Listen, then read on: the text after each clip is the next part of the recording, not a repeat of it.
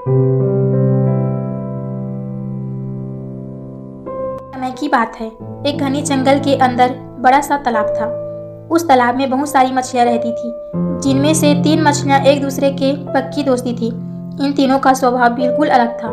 इनमें से 2 बहुत समझदार थी। पहली संकट आने के पहले ही अपना बचाव कर लेती थी, दूसरी संकट आने पर अपनी सुरक्षा कर लेती थी, जबकि तीसरी सब कुछ भाग्य पर छोड़ देती थी। तीसरी मछली कहती है कि अगर भाग्य में संकट होगा तो हम कुछ नहीं कर सकते, और भाग्य में नहीं होगा तो कोई भी हमारा कुछ नहीं कर सकता।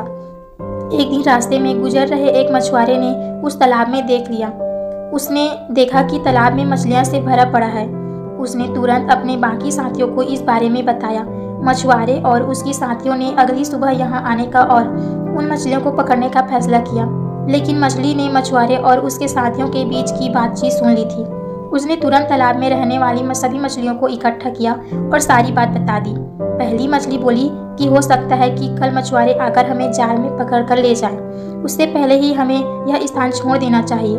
तभी तीसरी नंबर की मछली बोली कि अगर वो कल नहीं आए तो यह हमारा घर है, हम कैसे इसे छोड़कर जा सकते हैं। अगर भाग्य में लिखा होगा तो हम कभी भी हो सकते हैं मर जाएंगे, और नहीं लिखा होगा तो हमें कोई भी नहीं होगा और कुछ नहीं होगा।